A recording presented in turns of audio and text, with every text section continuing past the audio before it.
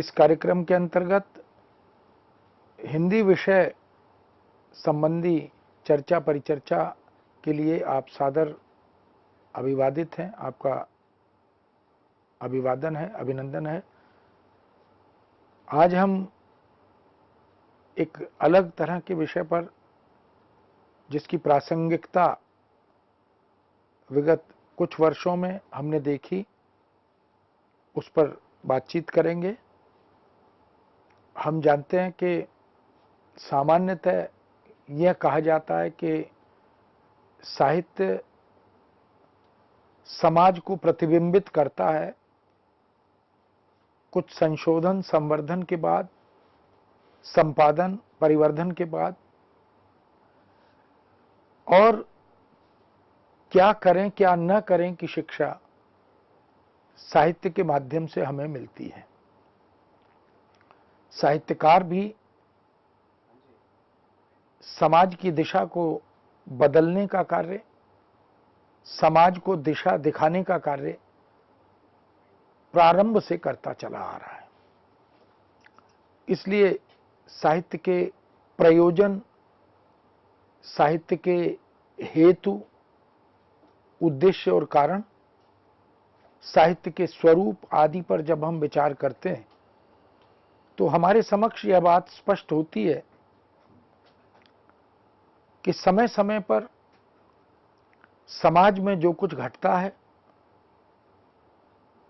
सृष्टि में जो कुछ हमारे समक्ष चुनौती बनकर आता है, उन सब को लेकर साहित्य में उसके निदान, उसके उत्तर, उसके माध्यम से मार्ग प्रशस्त करने की संभावनाएं, ये सब हमें उपलब्ध होती हैं।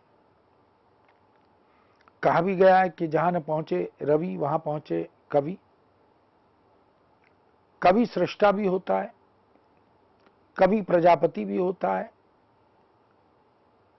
कवि की दृष्टि दिव्य और दूरदृष्टि भी होती है। इस बात का प्रमाण हमें हमारे संस्कृत साहित्य में, तमाम भारतीय भाषाओं के साहित्य में,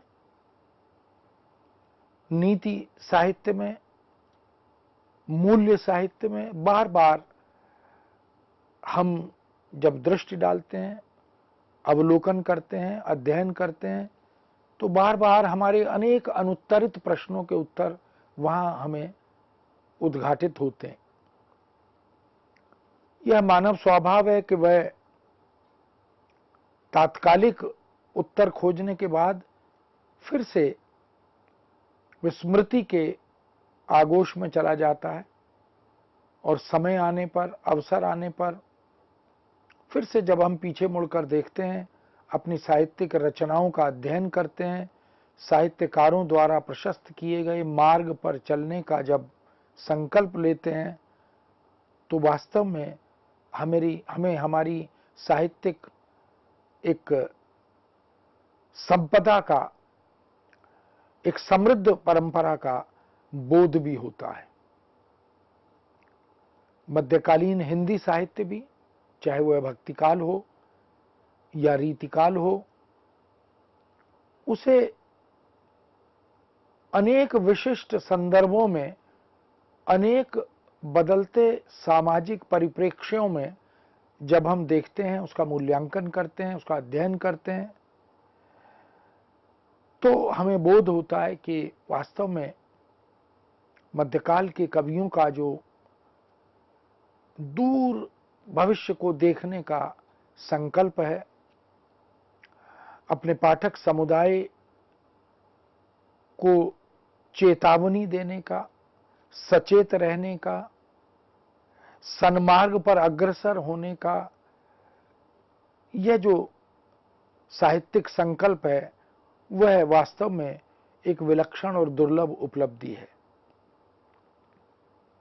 आज हम अनेक संदर्भों में वैल्यू लिटरेचर की बात कर रहे हैं। लौटकर हमें अपनी उन जड़ों की तरफ, उस सशक्त सुदीर्घ जीवन अनुभवों पर आधारित आधारशिला पर दृष्टि डालनी पड़ रही है। विगत कुछ वर्षों में अनेक प्राकृतिक आपदाओं का सामना पूरे विश्व ने, पूरी सृष्टि ने किया।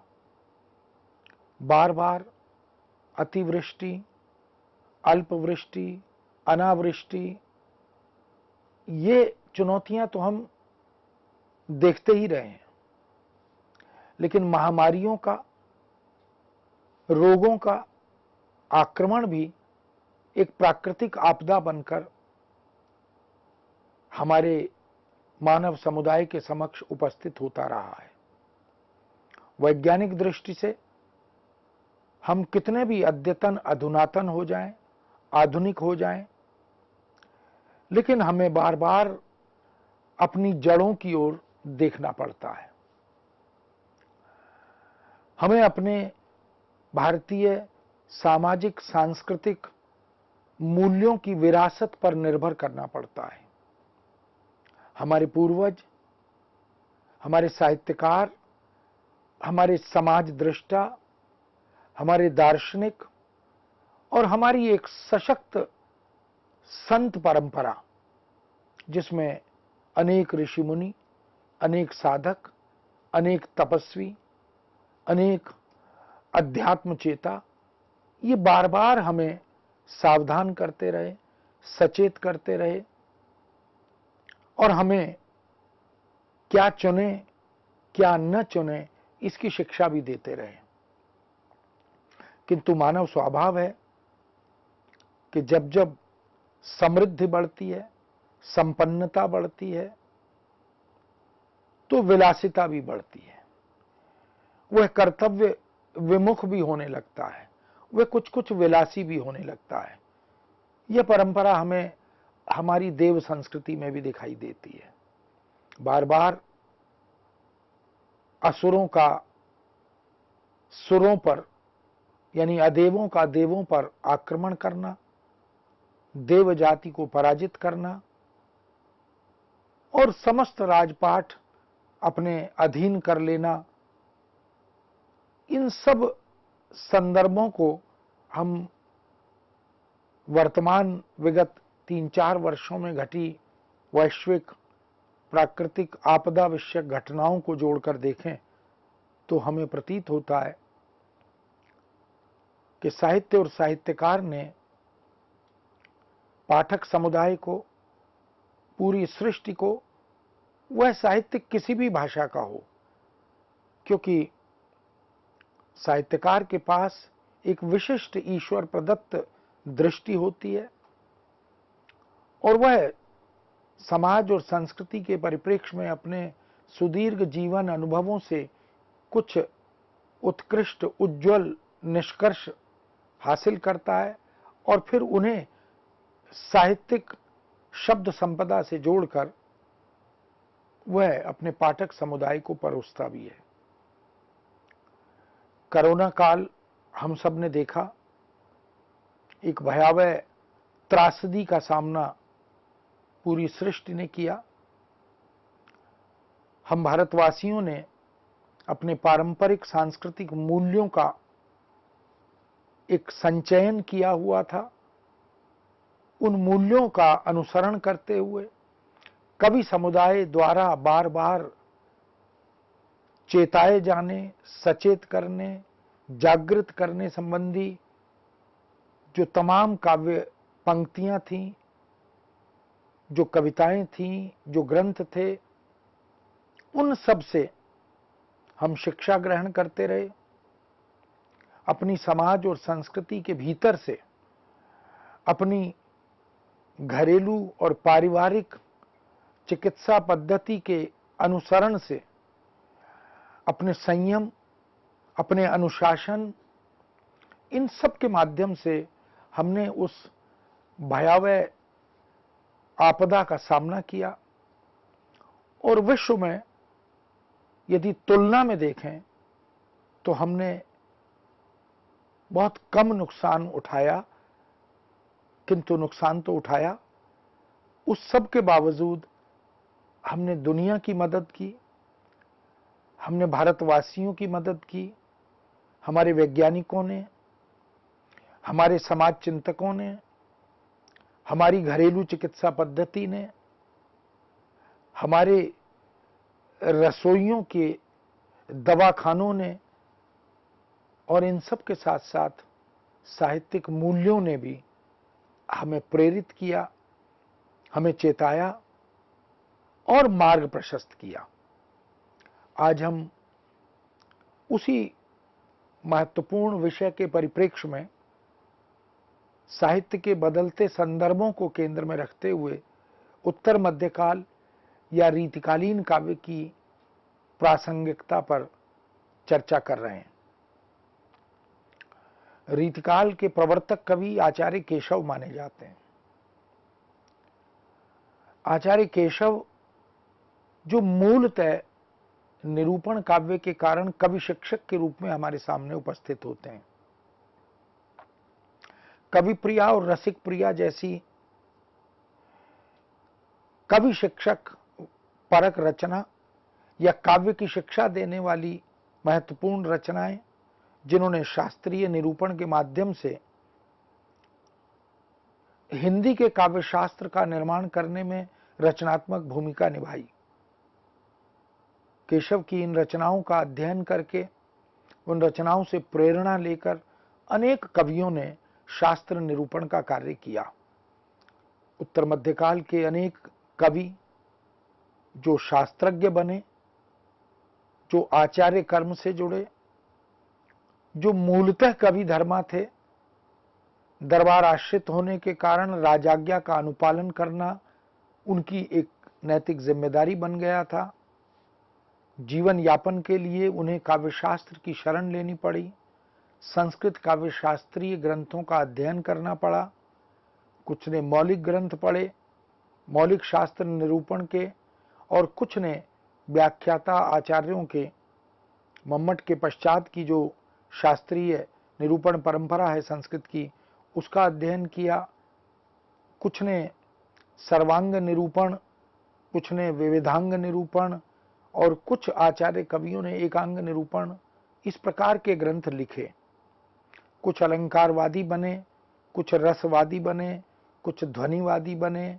इस तरह से रीति का, वक्रोक्ति का, औचित्य का, आलंकारिकता का, रस सिक्तता का, तमाम तरह के एक आग्रह के कारण लिखे गए ग्रंथों का सृजन हिंदी के काव्यशास्त्र को निर्मित करने वाला बन सका। भले ही राजाज्ञा इसकी प्रेरणा रही हो, राजाओं के या आश्रयदाताओं के मन में कवि बनने की लालसा रही हो, उन्होंने भी कवि बनने की इच्छा प्रकट की, कविता लिखने की इच्छा प्रकट की, तो इन दरबार आश्रित कवियों के सामने कोई विकल्प नहीं था कि संस्कृत के शास्त्रीय ग्रंथों का अध्ययन करें और वहां से निरूपण की उस सशक्त परंपरा को हिंदी के ग्रंथों में उतारें।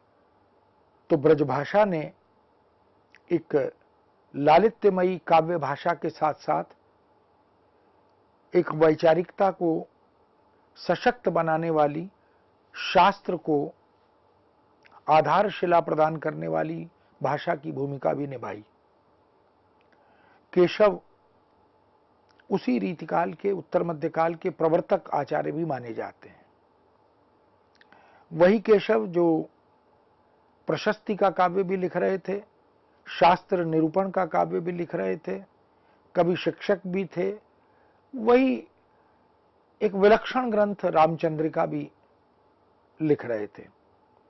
रामचंद्रिका रामकथा आधृत एक दुर्लभ ग्रंथ है। केशव एक विराट व्यक्तित्व वाले कवि हैं, अध्येता कवि हैं। उन्होंने संस्कृत, अरबी फारसी, ब्रजभाषा, अवधी भाषा और उस युग में प्रचलित अनेक भाषाओं की शब्दावली, इन सब का गहन अध्ययन किया था।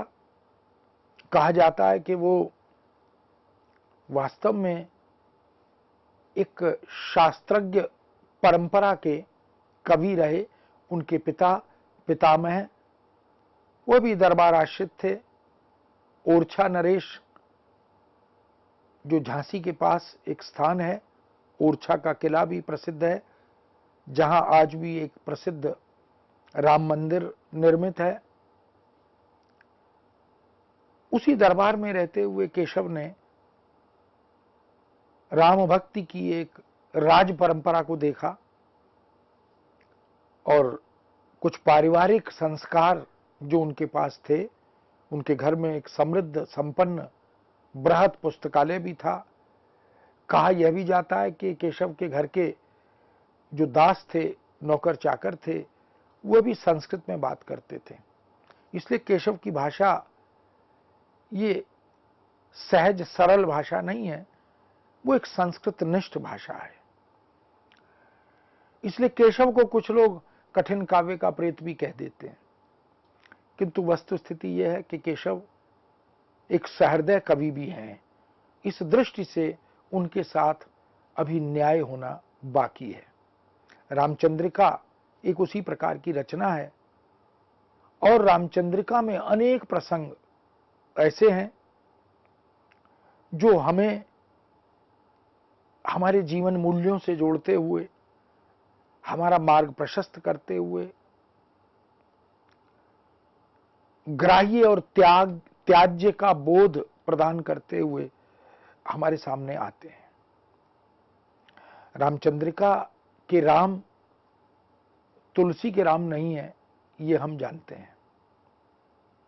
वो एक राजा राम के रूप में, क्योंकि उत्तर मध्यकाल में जो राजसी परंपरा थी, शासक और शासकीय व्यवस्था थी, उसी के परिप्रेक्ष्य में केशव ने राजा राम को हमारे सामने चित्रित किया। वो राजा राम जो तमाम तरह की राजसी व्यवस्था का लाभ उठाते हुए, राजसी व्यवस्था में सुख का आनंद लेते हुए इस प्रकार का उनका चरित्र, उनका व्यक्तित्व निर्मित भी किया। लेकिन वो राजा राम प्रजापालक भी हैं, दीनहीन की रक्षा करने वाले भी हैं, भक्त वत्सल भी हैं। वह जो मूलभूत छवि है राम की, जिसका निर्माण वाल्मीकि ने और तुलसी ने किया था, उसकी रक्षा भी केशव करते हैं। अनेक प्रसंगों में परिवर्तन करते हैं। कुछ नए प्रसंग जो तुलसी छोड़ गए थे, उनको केशव रामचंद्रिका में समाहित करते हैं, जिनका विस्तृत व्यापक वर्णन तुलसीदास रामचरितमानस में करते हैं। केशव उनको केवल गणनात्मक रूप में कथा की अन्विति को ध्यान में रखते हुए शामिल करते हैं। यही केशव की मौलिकता भी है। किंतु सबसे बड़ी बात यह है कि तुलसी कृत रामचरितमानस जैसा विश्व स्वीकृत ग्रंथ मौजूद था, वाल्मीकि निर्मित रामायण उपलब्ध थी, फिर भी केशव ने ब्रजभाषा में रामचंद्रिका लिखने का एक साहस किया। यह साहस कोई सामान्य कवि नहीं कर सकता। इसलिए रामचंद्रिका के माध्यम से प्रसंग तो अनेक हैं जो कोरोना काल के संदर्भ में उस अदृश्य शक्ति की महत्ता को, उसके महात्म्य को, उसके प्रभुत्व को उजागर करते हैं। ऐसे ही प्रसंगों में एक प्रसंग रामचंद्रिका का, जिसमें अंगद रावण के दरबार में जब जाते हैं, राम उन्हें अपने भक्त रूप में रावण के पास उसे समझाने के लिए भेजते हैं, मां सीता को लौटा देने का आग्रह करने के लिए भेजते हैं। और हम जानते हैं कि रावण जो भगवान शिव की कृपा से बहुत शक्तिशाली बन गए हैं, वरदान प्राप्त करके अहंकार और दंभ से ओतप्रोत हो गए हैं, उन्हें जीवन के सत्य का बोध अंगद कराते हैं। उस सत्य को हमने भी भुला दिया। उसी सत्य को कोरोना काल में हम सब ने फिर से याद किया। बहुत से सिनेमाई गीतों में, बहुत सी कविताओं में, बहुत सी शेरो शायरी में हम इस तरह के सामाजिक सांस्कृतिक मूल्यों का बोध करते रहे,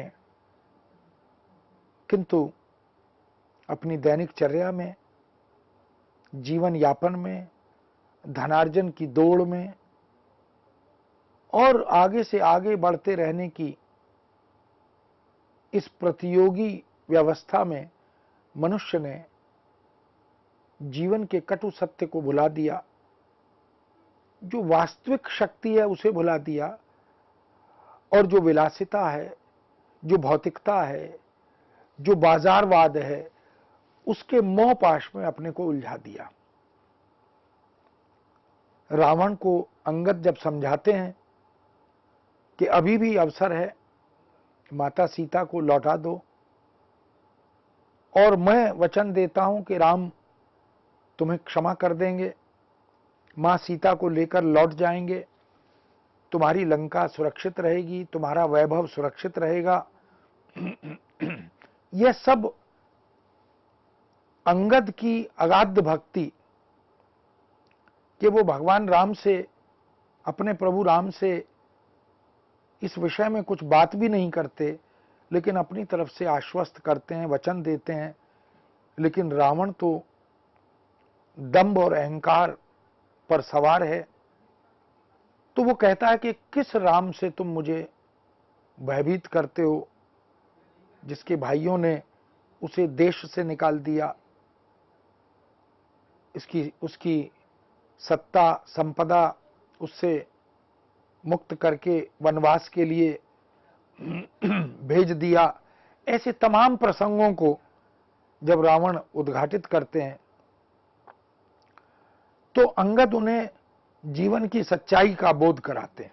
वो कहते हैं कि तुम ये जो हाथी, घोड़े, नौकर, चाकर, महल या धन संपदा या वैभव, इन सब पर जो गुमान कर रहे हो, तुम भूल रहे हो कि इनमें से कुछ साथ नहीं जाएगा। हमने कोरोना काल में इस अनुभूति को पुनर्उद्घाटित होते हुए देखा। हमारे सामने पूरे विश्व में नित्य प्रति किस तरह से हम अनेक क्षेत्रों से, देशों से मनुष्य को इस महामारी का शिकार होते हुए देख रहे थे। पैसा, संबंध, रिश्ते, नाते वो बचा नहीं पा रहे थे। उसी बात को केशव अंगद के माध्यम से रावण तक पहुंचाते हैं। शक्तिशाली राजा रावण, लंका अधिपति राजा रावण, जिसने अनेक देव जाति के शक्तिशाली देव प्रतिनिधियों को भी अपने दरबार में गुलाम बना लिया था, कैद कर लिया था। उस राजा रावण को उसके दरबार में खड़े होकर निर्भीक, निडर बालीपुत्र अंगद यह बोध कराते हैं। यह बोध हम सबने भी किया। हाथी न साथी, न घोड़े, न चेरे, न गांव, न ठाऊं कुठाऊं बिलइए। तात न मात, न पुत्र, न मित्र, न बित्त, न तीय, कहूं संग रही हैं। केशव काम के राम बिसारत, और निकाम रे काम न आइए। चेति रे चेत, अजोचित अंतर, अंतक लोक अकेलो ही जाइए। हमें याद होगा कि एक बहुत प्रसिद्ध हिंदी फिल्म में एक गीत भी आया था, सजन रे झूठ मत बोलो, खुदा के पास जाना है, न हाथी है न घोड़े हैं, वहां पैदल ही जाना है। बड़े बड़े राजसी ठाट बाट वाले शासकों, मनसबदारों, पूंजीपतियों को हमने इस सृष्टि से जाते हुए देखा। सब खाली हाथ लौट गए। न धन गया, न संपदा गई, न सत्ता गई, न वैभव गया, और तो और न पति के साथ पत्नी गई, न पत्नी के साथ पति गया, न पुत्र गया, न मित्र गए, कोई साथ नहीं जाता। अंतिम समय जब आता है तो अकेले ही जाना होता है। तो इस सत्ता से, इस भौतिकता से, इस बाजारवादी संस्कृति से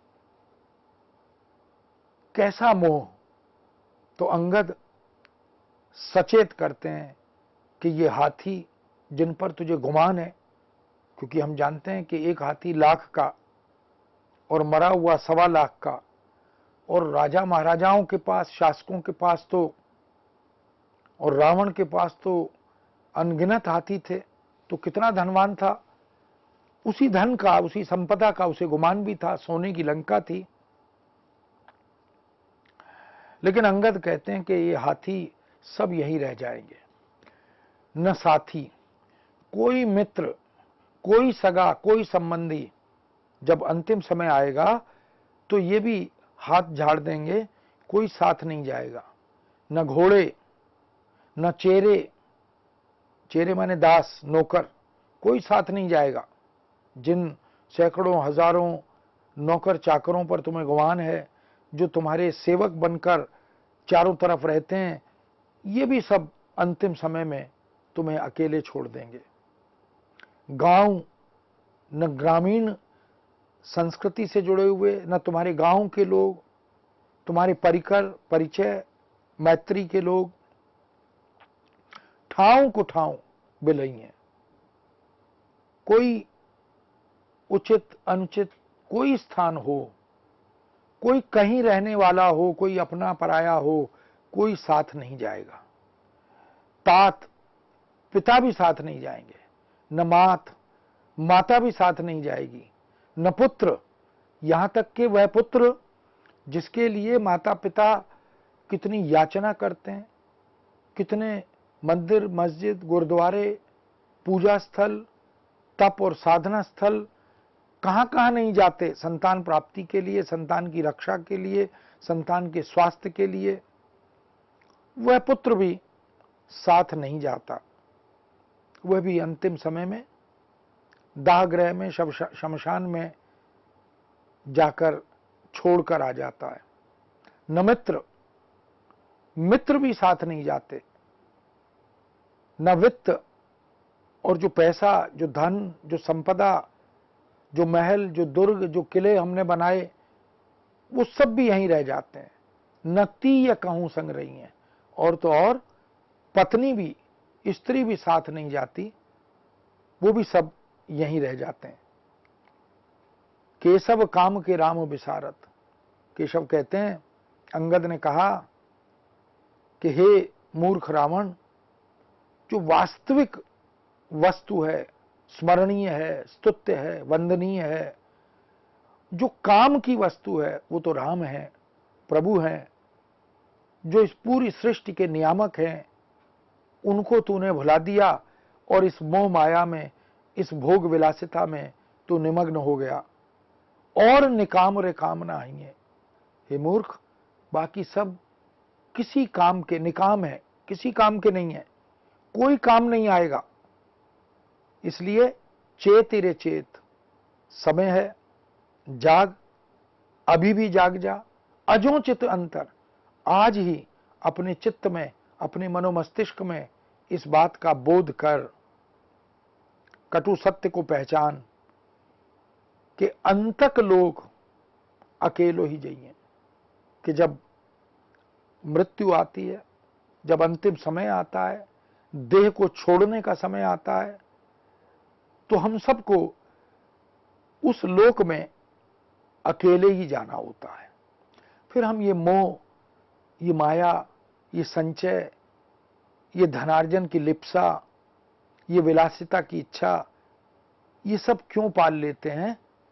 इस सब का वास्तविकता के साथ बोध कराते हुए अंगद के माध्यम से रावण को चेतावनी देते हुए केशव ने पूरे पाठक समुदाय को, पूरी सृष्टि को एक संदेश दिया जिसका वास्तविक अर्थ हमने कोरोना काल में समझा, जिसकी प्रासंगिकता हमारे सामने उद्घाटित हुई।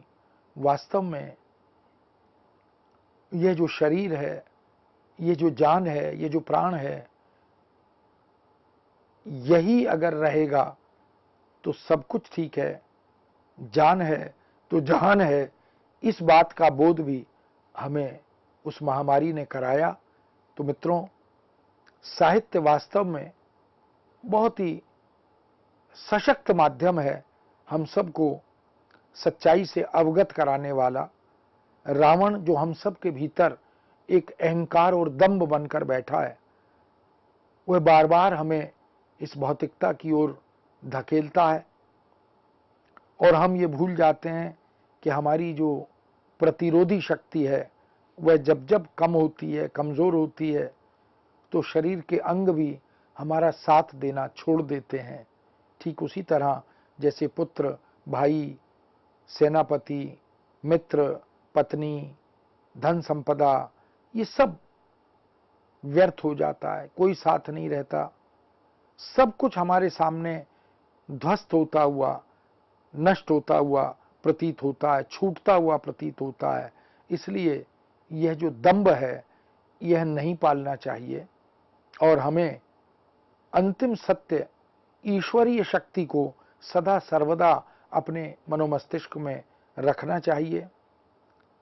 यही हमें अहंकार से मुक्ति की ओर ले जाने का प्रेरक बनता है। मित्रों, इस विषय को अभी यहाँ विराम देते हैं, पुनः आपके समक्ष उपस्थित होंगे। आज्ञा दीजिए। नमस्कार।